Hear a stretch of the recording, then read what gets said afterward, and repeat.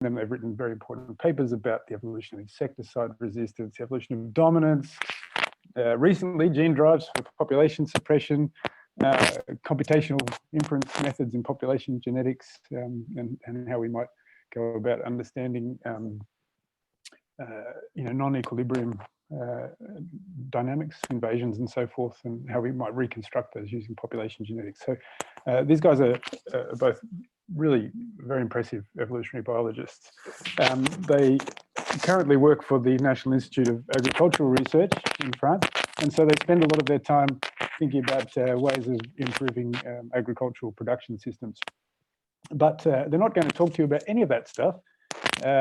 Instead, they're going to talk to you about some ideas they've had and a very fascinating experiment and very large effort they've made over the last 4 or 5 years around how they might improve another production system that is very close to most academics' hearts. Indeed, it might be considered closer than food production, in fact. So without further ado, I shall hand you over to Denis and Thomas, and we'll reconvene for questions afterwards. Thanks, guys. Thank you very much. So what we are going to do is that we are going to make a talk, both of us. So I'm going to start the presentation, and then Denis is going to follow on. So thank you very much for the invitation. Thank you, Ben. Thank you, Michael, and thank you, Iliana, for the organization. It's very, very pleasant to be here, even if it's quite early in the morning in France and late in your place. But thank you very much. So I'm going to share my screen for you to be able to see what I'm going to present. Okay. So I hope you can see the first slide of my talk. Is that all right? Okay. Yes. So the subject of this presentation is peer community in.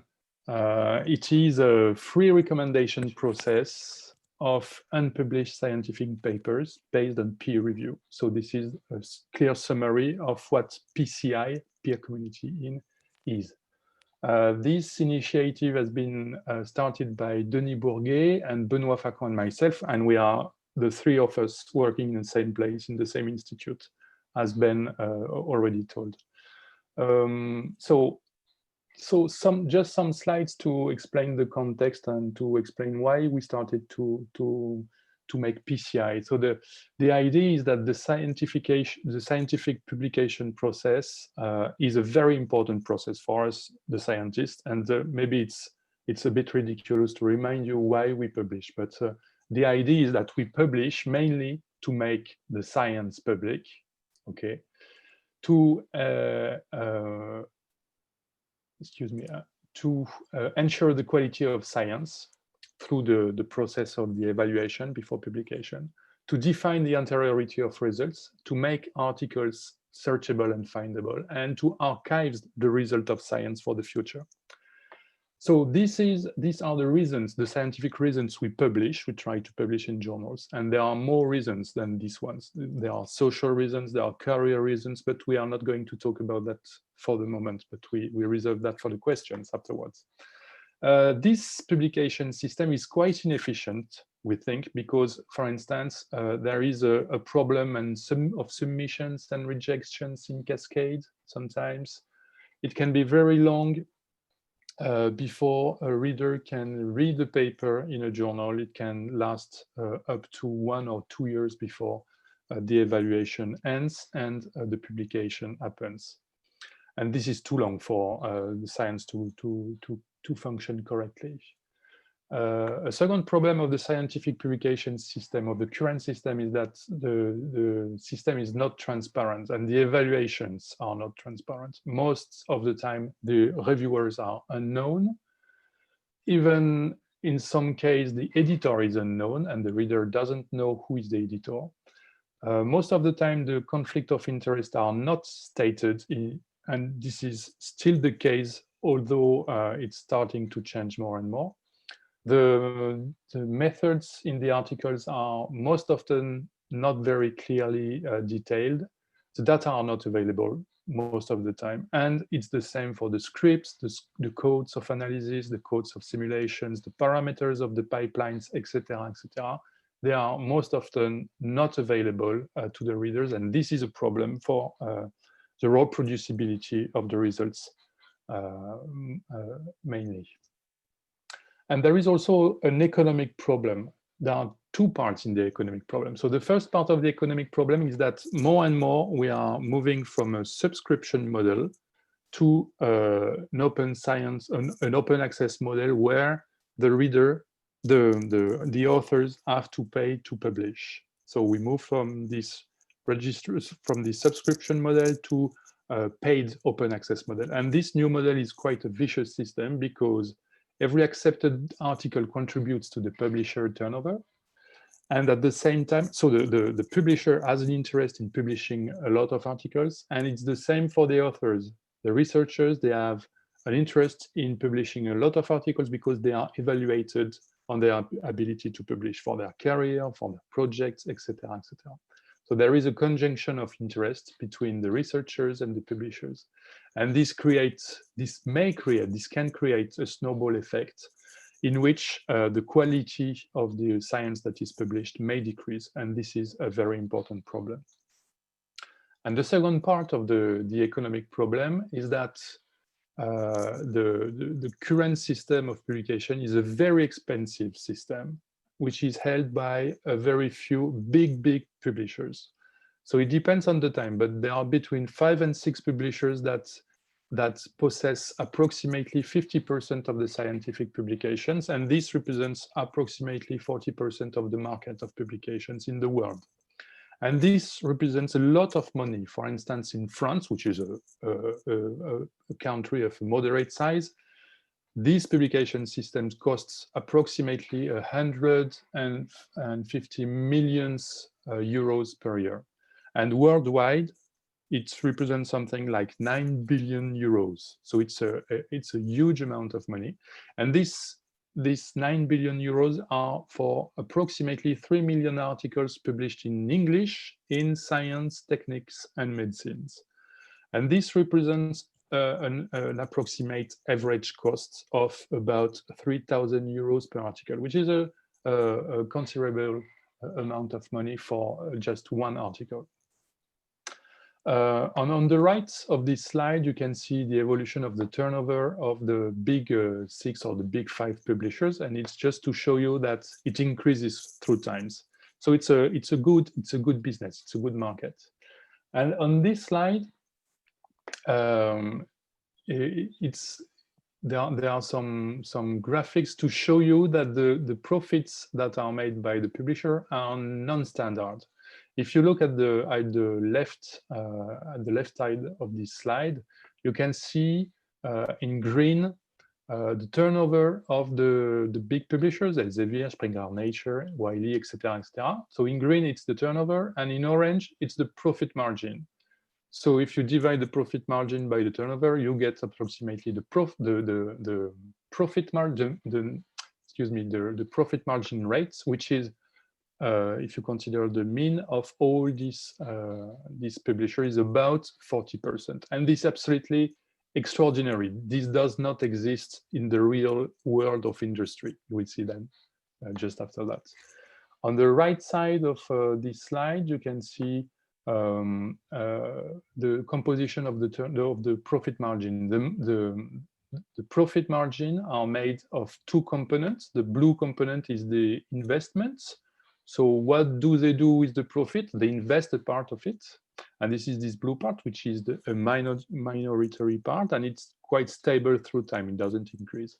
And the red part is the amount of money that is going back to the shareholders. So this is the shareholder returns. And this is the vast majority of the profit, and it increases a lot through time. So not only the turnover are important, the profit are very important, but they are mainly made for the shareholder return. And I told you that this profit margin were not at all usual in the industrial world. This graphic on the bottom of the slide is just to compare the profit margin of Elsevier, for instance, 40%, and the profit margin of Walmart, which is one of the biggest distributor of primary goods in the world, and his profit margin is well below 10%, for instance, or Toyota, which is one of the first car constructors, is about 10%. So it means that these profit margins are absolutely not usual in the normal world. And this is very interesting because this, at the same time, and in this system, researchers do almost everything. They write the article, they evaluate the article, they edit the article, they proofread the article, etc., etc. So the idea is to reappropriate the publication system so that the scientist will do the job of the publication system. And we think that it is possible because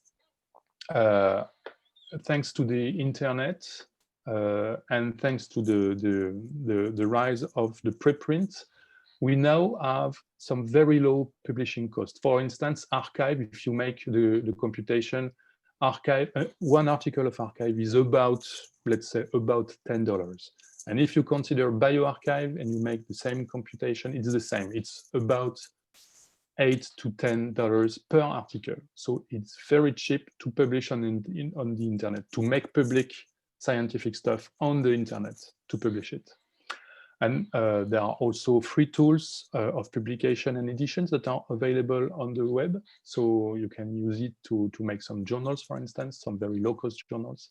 And as I told you, there is a huge rise of preprints deposit. And this is quite recent in biology, but it has been used for a long time, for instance, in physics and in mathematics. So this, for instance, this shows you the deposits of preprints in biology and only in biology. And you can see that since the creation of bioRxiv in 2013, there is a very important increase of the number of deposits of preprints per month. And now we have something like 3,000 preprints deposited per month, approximately, in biology. So it looks like it's very important, but in fact, it's not a lot of articles compared to the number of articles that are published in journals. It's about 2 to 3%. So they are published in or deposited in bioRxiv, in archives, Zenodo, etc., OSF preprints, in a number of different preprint servers. And we think that the use of preprints may solve the problems that I indicated at the beginning because they have very good qualities. They are free for authors and they are free for readers, so there is no cost for the users. They are available immediately. A reader doesn't wait to read an article. It doesn't wait an evaluation to read it. The preprints allow to archive the results of science. They are a proof of anteriority. They are searchable and findable on the internet. So they have almost the same qualities as the articles published in journals, which is a good thing. But there is a putative, very important problem, which is a quality problem, because there is no formal evaluation. There is no peer review by peers, so that everything can be found in open archives and in preprint servers, including preprints of very good qualities and preprints of very bad qualities. You can have both. And so we think that there is a problem there that we have to solve. And we think that we need preprint evaluation to solve this problem. And we think it's possible because evaluation can be disconnected from the publication through the use of open archives and preprint server. The evaluation could be disconnected from the market, and the evaluation could be organized by the scientists themselves without the need of big publishers. So the goal of peer community of the initiative PCI is to create a large number of communities of researchers that evaluate through peer review and recommend articles in their scientific fields. For instance, we have created peer community in ecology, peer community in evolutionary biology, peer community in paleontology, etc., etc. And we want to create PCIs in every discipline that exists currently. This is what we want to do.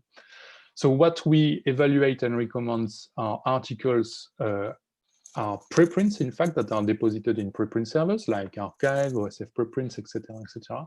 And the main characteristics of all this system is that it is completely free for the authors and for the readers. It's not completely free, but there are some very low costs that are paid by public institutions. And what we do is that we publish at PCI, we publish the recommendation text and the reviews. So we publish the editorial process, but we do not publish the preprints themselves that stay on the preprint servers.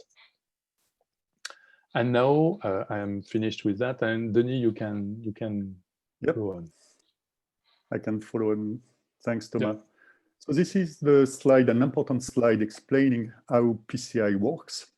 So the first step is you have done your experiment, you have written your manuscript, and you are quite proud of it. And instead of submitting it to a journal, you can submit it for evaluation and recommendation to PCI. So the first step of the process is that you will deposit your preprint in a preprint server, as said by Thomas. It could be bioRxiv, for example. So this will be the V1. And then you will go to the PCI website of the corresponding PCI. For example, if it is a manuscript preprint in ecology, you will go to PCI ecology. There you do not upload your manuscript again. You just indicate the link to bioRxiv, for example, the link to the preprint server where you have deposited your preprint. So you indicate the link, and you also suggest recommenders, which are the associate editors of the PCI. So you suggest, for example, 5 to 10 recommenders to take your preprint in evaluation. So the managing board will validate your submission, and then two things can happen. Your preprint can sometimes not be considered because there are no recommenders available, or your preprint is not of sufficient interest for any recommenders, and it will be not considered for peer review. So if some of the suggested recommenders decide to take your preprint, this is the third step. It will organize, or she will organize, the peer reviewing process. So using the PCI website, she or he will invite several reviewers until 2 reviewers, 3 or 4 reviewers, but at least 2 reviewers are identified. And based on the peer review, like in a journal, the recommender will decide to ask revision to the authors, and this will go to revised revision. So the authors are invited to deposit a second version, third version, and to answer the comments of the reviewers. So at the end of the process, the recommender will decide either to reject the paper based on the peer review, this is above the dotted line, or step number 4, it will decide to accept the paper. In that case, there will be 2 things happening. The first is the author will deposit the final version on the preprint server. This is what Thomas is showing, it's a dot spot. So this will be a final version, and it is a valid reference that can be cited in the literature. At the same time, on the PCI website, the recommenders will write a recommendation text, and we will publish this recommendation text along with the peer reviews and all the editorial correspondence. And this recommendation text is the text where the recommender is explaining the reasons why he is recommending the paper. So we do not publish the paper, we only publish the recommendation text and all the editorial process.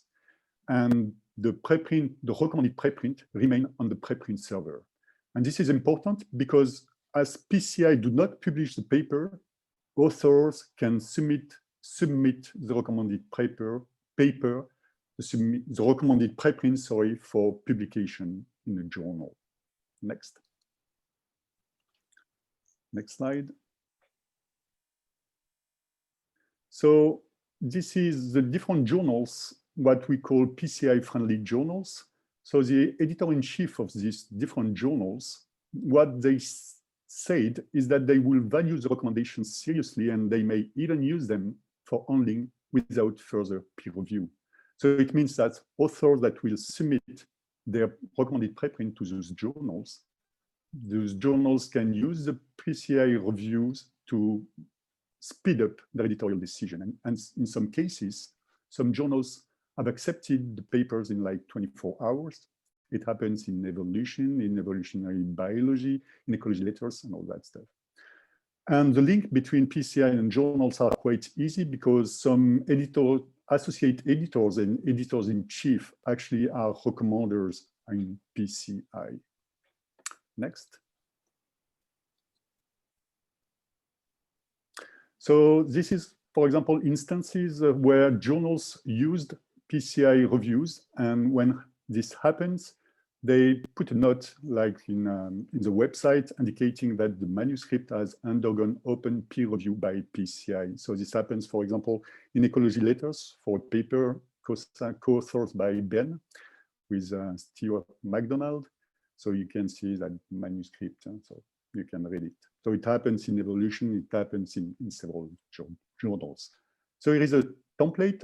So once the paper is accepted by PCI, we suggest the author to use a template indicating that their preprint has been peer reviewed and recommended by PCI. So it's important because when readers upload the manuscript from the preprint server, they can have a look at it, and it's obvious that it has been peer reviewed and recommended by PCI. So to summarize, the preprint recommended by PCI compared to journals, it means that there is a preprint immediately available for all the readers. There is a free process of evaluation for authors and readers. And the system is very transparent because we do publish the reviews.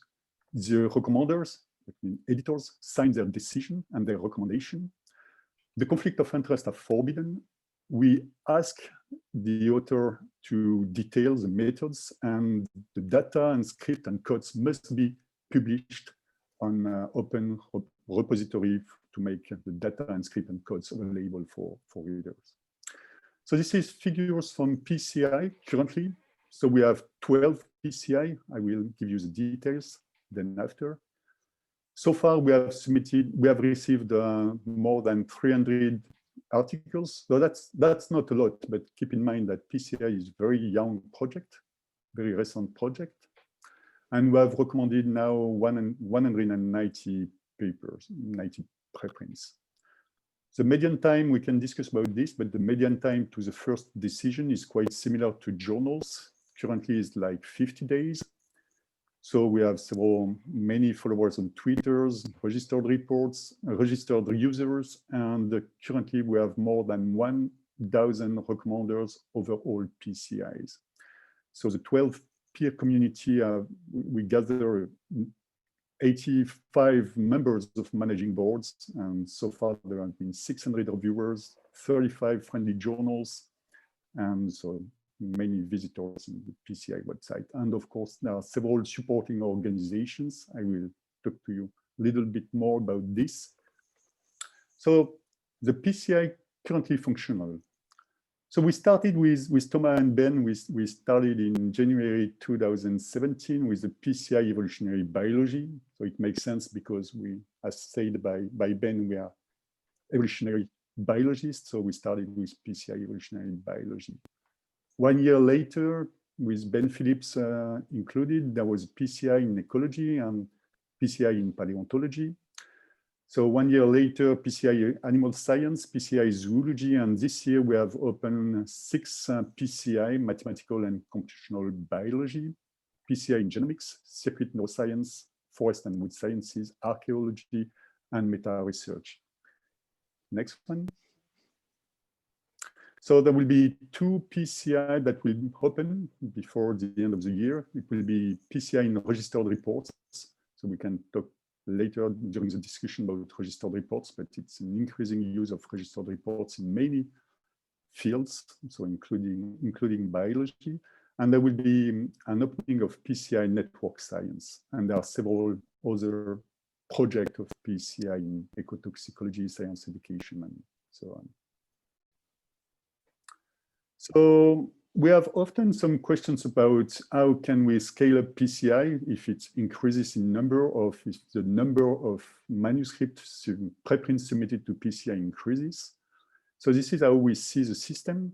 So on the left side, this is the current stage where most almost all papers are published in traditional journals, which cost €3,000 per article. But step by step, in orange, we expect the number of PCI recommended preprint to increase. And we have calculated the cost. So we do not ask author or readers to pay for, but there is a small cost covered, as said by Thomas, by public institution, which is €60 per article, which means it's a very big difference compared to €3,000. So the cost for running a PCI from the beginning to, if we go through time, as we will increase the number of submissions, it will increase slightly step by step. But if you look at the cost of the money saved by the public institutions, because step by step, people won't have the need to pay APC to publish their preprint in open journals. So step by step, the money saved by public institution will increase. So using a small part of this money saved by public institution, we will be able to scale PCI without any problem. So we have a lot of support from scientific societies, including the biggest one in evolutionary and ecology, like the SSC in America, the ESEB in Europe, and you can see many of the scientific society. We have also a strong support from institutions, including obviously the INRAE, our institutions, but many more. Most of them are French institutions, but step by step now foreign institutions like the University of Liège, KU Leuven, and Max Planck Institute as well, and some library abroad like University of Montreal, and that's. So we could discuss also about this, Ben and Michael, about putative support from University of Melbourne or ANU, if it's possible, it would be great. From doctoral school, I don't know in Australia, I don't know in Melbourne, but in France, most of PhD students, they must have papers published before defending their PhD. So we ask the doctoral schools, notably in France, to see if they can support PCI. Supporting PCI means that they tell students, PhD students, that they can use preprints recommended by PCI to justify that they can defend their PhD, and they did accept this. So we have also some recognition by evaluation committees in Finland, for example, where PCI evolutionary biology are on the list of recognized publication. And in France, it was obviously more easy. So we have several committees that recognize the preprints recommended by PCI. And we can finish by this slide, and we are quite proud this year because we have won an award. This is the award of LIBER, which is an organization of the library, European Library, and who gave us, attributed us the award of library and innovation by PCI. So thanks, sorry for being a little long. Welcome for questions. Thank you both. That wasn't long at all. Very succinct. Thanks. Have you unmuted everyone, Ileana? Is that something that you can do? Is that some magical power that you have? Unmute everyone at the same time? No, I don't think I have that power. Oh. But we can unmute if you raise your hand. Like if you have a question, you can raise your hand and I can unmute you. I know Ari posted a question in the chat. I don't know if Ari would like to ask or that question himself. Well, I can ask Ari's question for him to say unless he appears talking any second. His question is that he likes the idea of reducing costs of publication, which are currently ridiculous, but isn't there a danger that exciting a new idea might be lost because a set of community reviews does not like it, supporting the status quo, and then effectively you end up with a blacklisted paper? Many of us have experiences where our best papers in the long run have turned out to be the ones that have been hardest to publish.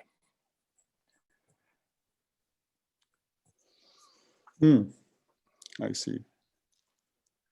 Well, I would say we do not solve this problem. I mean, like there will be PCI do not commit to review all the paper they receive. This is a choice of recommenders. But the point is like compared to journals, there are many, many recommenders in the PCI, like in PCI Evolutionary Biology, for example, there are more than 400 recommenders, and in PCI Ecology, more than 300 recommenders. It means that there is a lot of diversity. So if your preprint does not attract the interest of one recommender, it could seriously attract the interest of another recommenders. So there are more diversity, so more place for diversity in PCI than in a journal, I would say. I guess also as the ecosystem grows, right? There might be multiple different PCIs that you could potentially you know, submit to in the same way that you might submit to multiple journals, right? Yeah, in a way, the PCI can look like a very private club, because we are all recommenders and we are nominated by current recommenders, etc., etc. But as Denis told, the fact that we are a very large number of recommenders in each PCI makes a very big difference with most of the journals and most of the small editorial boards of journals. So if you compare to a journal with 20 members of the editorial board, you have something like 40 times more chance to get peer-reviewed in PCI compared to this kind of journal, for instance. I guess, sorry, can you hear me? We can. Yeah. There we go. I'm unused to it. Look, you know, I think it's a great idea. Don't get me wrong. I'm not trying to be negative here, but I think it's certainly the case that you can have situations where you have an exciting paper, you might have 2 negative reviews and 2 positive reviews, and then of course in the current system, you can sort of try and argue back. So I'm just wondering who the referee is in that case, the person in the middle who's making those sorts of decisions, because I am concerned that, you know, as per my question, if you have a really exciting idea, you may find that if it's not in an area or a view that's acceptable by the community generally at the moment, you may lose out. And so in the old system, of course, the current system, you can go back to the editor and make some points. And the editor might then say, well, you know, I think that's a reasonable point. I might then go to another reviewer or something like that. I mean, how do you sort of manage that in the current system without it simply becoming a, you know, everything sort of comes back to a particular view of the community at this point in time, where innovative stuff might get lost? Okay, so there is one point maybe that was not clear during the presentation. It is the fact that when a paper is not accepted by a PCI, then the reviewers write their reviews. The reviews go to the authors to increase the quality or to change anything in the paper, etc., etc. But the reviews are not published. So in case of negative evaluation of the article, nothing is published on the PCI website. So this is the first thing. So your paper is not with an infamous stamp on it, publicly showing to everybody that your paper is not good. So it's not like that. Right. So basically, it's exactly the same process as in a journal. So if you have negative reviews and negative comments, then you can reply back and you can make your argument and you can explain to the reviewers why you think that the reviews are not all right and you have a good idea, etc., etc. And there is the same kind of discussion as in a journal. And then if you are rejected by a PCI, you can go to a journal, you can go to another PCI, etc., etc. It's the same process as in a journal. Then if you want to add a point. That's okay. I would add that at the same time, the work is actually sitting there publicly available. So because it's a preprint, right? So even if you've got some incredibly closed-minded community that refuses to let you publish your awesome idea, it's actually just sitting there publicly available anyway. So if it really is a high-quality idea, it's there. Okay. Yeah. No, I like the. I mean, it's an interesting comment about not publishing the very negative reviews, and that's an interesting one. And it's an important point which is not easy to handle, because a lot of people and publishers and editors, they would like us to publish the negative reviews because it would serve the ecosystem, the publication ecosystem, if we could publish the negative reviews. But we prefer not to, because we do not want to punish the authors. It's not the idea. Yeah. So in the normal system, I guess, I kind of laughed when Ari said you can argue back. In my experience, that is a spectacularly unsuccessful strategy, but it may depend on, on your power of persuasion. You know, basically what you normally do is you try another journal. So in this case, you could try another journal, but within the PCI community, can you have another go? Can you get another recommender to do another round of reviews? Because that would seem to, if you truly wanted to replace existing journals, you can't have one crack at it and then you finished. Yeah. So and you start getting back to the tiers of journals. You didn't get in first time, but you got in second or third time. So how do you envisage that happening? Because that's probably realistic. Mm. You mean to let people, I mean, to let author to submit another version when it has been rejected? This. Yeah. Yeah, well, or I guess it's, yeah. I mean, basically, it's like not everyone's, you know, we have so few, I mean, as we know, it's basically a lottery as to which reviewers you get, because it's so few people, and it's largely a matter of their, sometimes a matter of their personal taste. And so you keep trying until someone eventually publishes it, and then it's out in the world and people can decide whether to cite it or not. So to replicate, you need to replicate that, I think. So Michael, maybe in the future it will be very comparable to what exists today. So for instance, in ecology, you will have maybe 5 or 10 or 20 different PCIs in ecology. Okay, so if you are rejected by PCI ecology 1, then you may go to PCI ecology 2. But currently there is only one PCI in ecology and only one PCI in paleontology, etc., etc. So today we have not the same choice and the same possibilities than if you use the classic publication system. But maybe at the equilibrium in the future, there will be this possibility and it will be the same.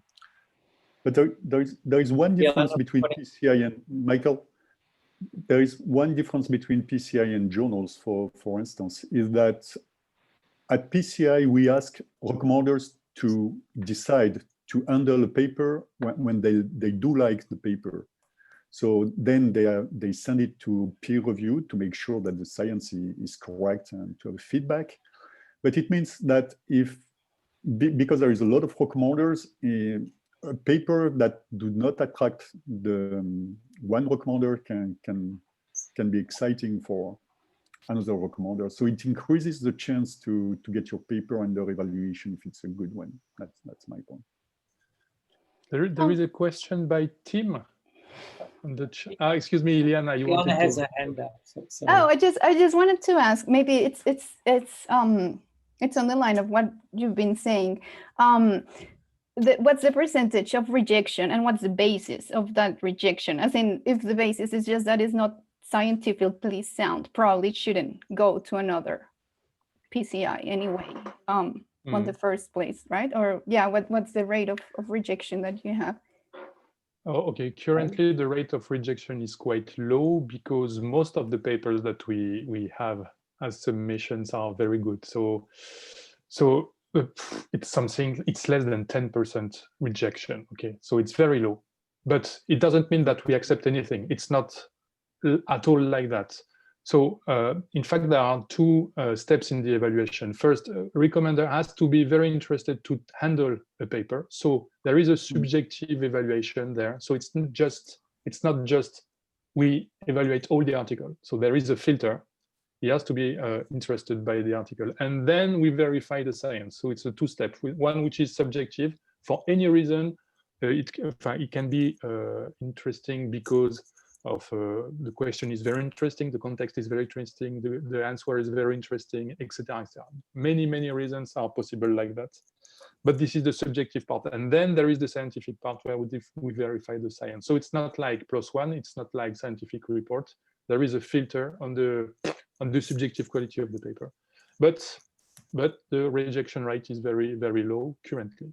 And the rate of papers that are not handled, so they are not rejected, but they are not handled, is quite low also, because we have had very good submissions of very interesting articles. There are a couple of questions on the chat. Can you read them, Ben? Oh, you go for it. Oh, okay. You've muted yourself. So from Tim is in the long run, do you aim to improve the current journal system, or do you want to replace it completely by peer review in preprint? Well, the idea is mostly not, well, to replace it. Well, we won't replace it, but the idea is not to make recommendation for then papers to be published in traditional journals. The idea is that authors can leave their recommended preprints and it will be considered as regular paper.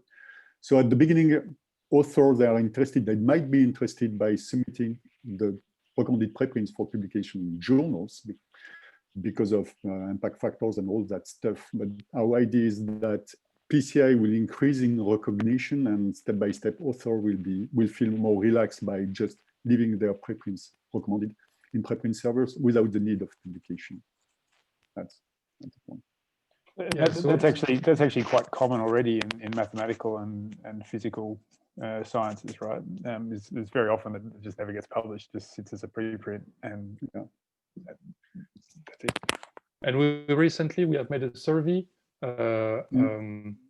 We have asked all the authors that had a paper accepted since the beginning of PCI, and we asked them, what did they do with the paper? Did they submit the paper to a journal, or did they prefer just to keep a recommended preprint on the preprint server? And we were very surprised because 40% of the respondents said that they preferred to have just a preprint recommended by a PCI on a preprint server without any publication in a journal. And it was a surprise for us. So and the next question from David is, do you have a policy about which journals you'll work with? There are publishers who have joined the DEAL consortium, so that's DEAL consortium for open access, and those that have not. So are you worried about the DEAL consortium hijacking your public spirited effort to their own advantage?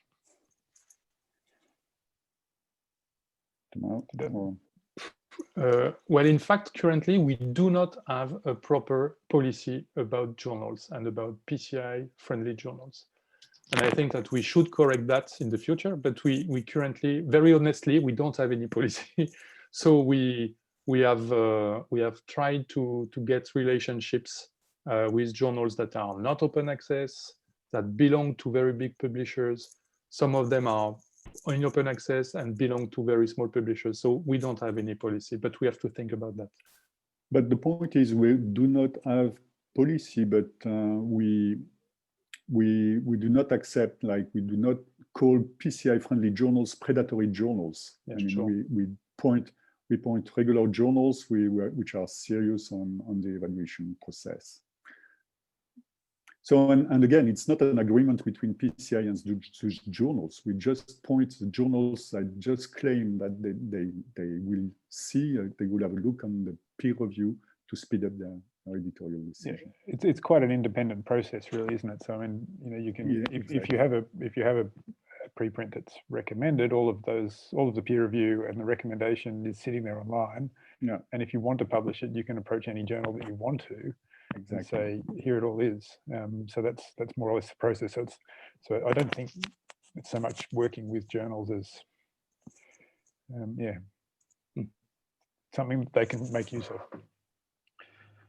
And another question by John from John Goltz is, how much work would this be for recommenders? How many papers per month or year? Yes, so we like this question because the answer is quite is a good one. So the workload is very low, okay? Because as we showed you, we have had something like 300 submissions, and we are more than 1,200 recommenders. So basically, the number of papers per recommender is very low, and it's below 1, in fact, in average. And we also put a rule. We decided that a recommender could not handle more than four papers per year. So the workload is very low, and there is also the fact that it is the recommender who chooses to handle a paper or not. It's not a chief editor who gives you a paper to recommend. Okay, so you decide your own workload in the limit of 4 per year.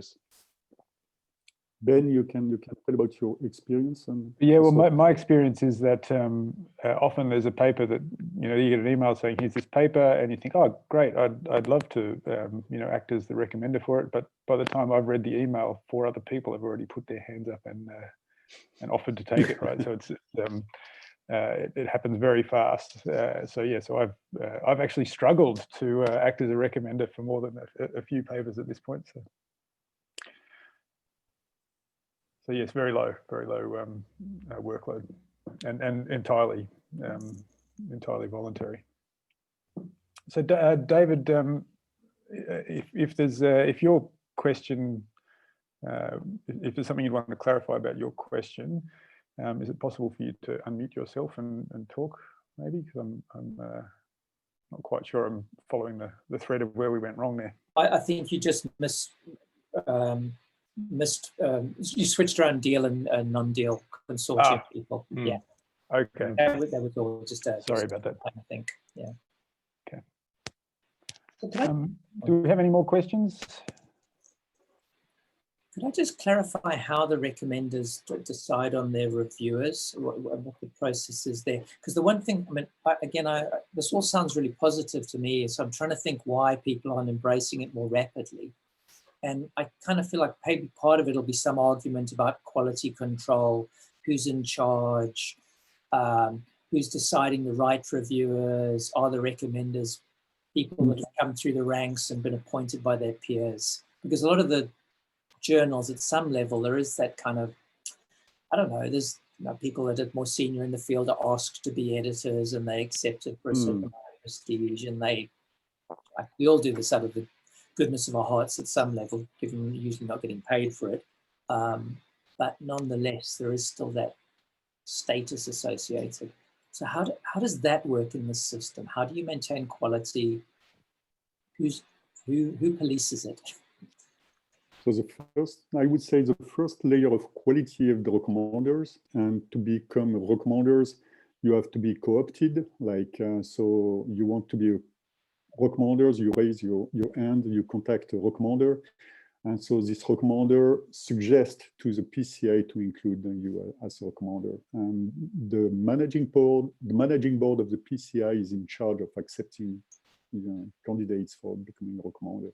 So this is a gatekeeping for the quality, because the managing board will ensure that you are a senior scientist or sufficiently experienced scientist to include you as a recommender. So this is one layer. And for the reviewers, recommenders, they invite, like in the journals, they can invite everybody, like colleagues, so competent in the field to expertise, to evaluate the preprint they are handling.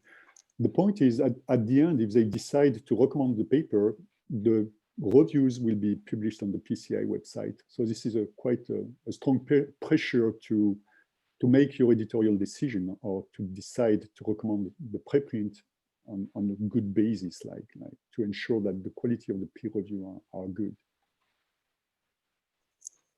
And also the editorial decision, it has to be very well constructed and very well argumented, because it will be published. And you signed as a recommender your recommendation text, where you explain to the public, to the readers, why you decided to accept an article. And this is a very strong pressure, again, to do the right things. Okay, so the editors is visible to the public, but the reviewers themselves can be anonymous if they wish. Yes, Exactly. they can be anonymous, exactly, because there are very good reasons to stay anonymous, and very good reasons to not to be anonymous. So we prefer to let the reviewers decide if they stay anonymous or not. Even if they are anonymous, their review will be published. So that makes a lot of pressure for making good reviews and sound recommendation.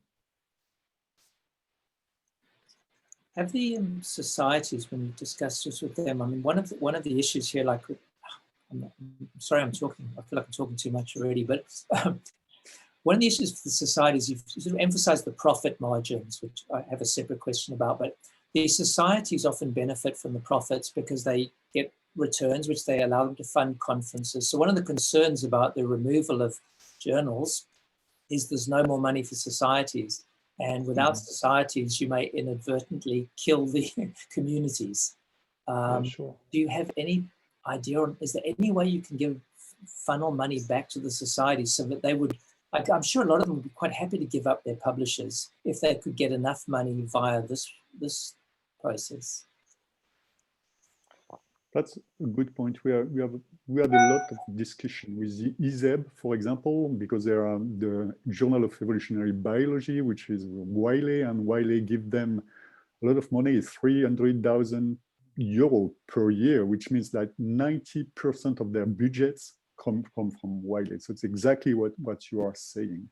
Yeah, so our feeling is that, our feeling is that if JEB, for example, Journal of Evolutionary Biology, will be free of APC, the money saved by labs, by people, institutions, so the institutions and laboratory can give it directly to the ESEB for supporting the society. That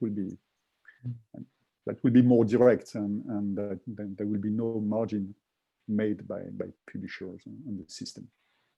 That will be. So, for instance, in the case of ESEB, which is the European Society of Evolutionary Biology, you can completely replace the income due to Wiley by something like 30 labs just giving 10,000 euros to the society each year. And 10,000 euros is only 3 APCs in normal journals. Okay, so if you save 3 APCs, you can give 10,000 euros to the society. So it's and I mean, economically, it's more efficient this way than passing by Wiley or Springer Nature or Elsevier. I agree it's economically efficient, but again, the question is to get the incentives to like which 30 labs. I think so much of this is like the psychology of getting people to do things, right? Yeah, sure. Yeah. Community switches. I don't, that's. Yeah, this is the big problem. You're right. We all know the system's wrong, but we don't know how to transition and get from one peak to another. Mm-hmm. Changing the system costs a lot of energy. Definitely. Does bioRxiv as an impact factor? Yeah, there is a question about the impact factor of bioRxiv. So there is a priori no impact factor for bioRxiv, although if you want, you can compute an impact factor because you can just count the number of citations of each paper in bioRxiv. For instance, if you go in Google Scholar, you have all the papers of bioRxiv. So you can compute yourself the impact factor of bioRxiv.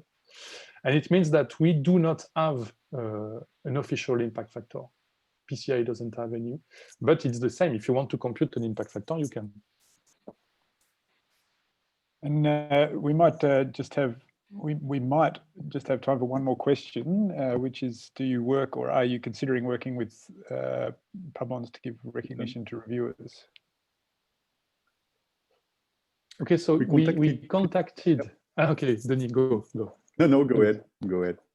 Okay, so we contacted Publons at the beginning of PCI to try to give credit to the reviewers of papers that are not accepted, because the reviewers of the papers that are accepted, they already get credit for their work because their reviews are published. If they are not anonymous, they can get directly credit for that. If they are anonymous, it's not possible. So we contacted Publons. And we explained Publons that we were a non-profit association, poor, with no money, etc., but they didn't care, and they wanted us to pay a lot of money, a large amount of money. So we could not have any relationship with Publon at this time. So maybe now we could try to do it again and try to convince them not to make us pay, but it didn't work 2 years ago. Thanks. For viewers, you can. Ari, did you have one more question? Yep. Look, I did have one. I mean, a few years ago, PeerJ obviously was established, and the idea of PeerJ, of course, was to get the community together and to overcome big publication fees, right, as things were heading towards open access. And yet, of course, what we've seen happen is that the fees associated with PeerJ have gone up and up and up. I'm just wondering if you can give us a perspective on that, because I never quite understood what happened there, because it's quite useful to maybe compare that model to what you're proposing. Yeah. The difference with PRG, I would say, the difference between PRG or eLife, because eLife was exactly the same to my point of view. So the difference is like PCI is non-profit, but not only non-profit, but non-commercial. So we have a commitment that the PCI will never be with fees with authors and readers. So. And we also have some very specific status in the association that forbid absolutely the possibility to be bought by a company, and we cannot be transformed in a commercial company, and it is written in our official status. So this is one of the reasons. The other reason is that the cost of functioning in PCI are very, very low. If you want to make PCI ecology function, it's about 5,000 euros a year. Okay, so it doesn't cost anything, and we do not need to make fees and to make authors pay fees or anything like that, because the costs are ridiculously low in PCI. Thank you. All right. Well, I think we're out of time. Thank you for a fascinating discussion and for getting up so early to come and talk to us here on the other side of the planet. So thank you very much, Thomas and Denny. And I'll give you a round of applause. It's one of those kind of frustrating things about Zoom is you get silent applause, but lots of appreciation from this side of the world. Yeah, best of luck for that quick turning of the curve. Yes, thank you very much to you. Thank you to you, and thanks for the organization. Thank you, Thomas. That was really interesting. Thank you, everybody. Thank you. Bye-bye. Bye. Bye.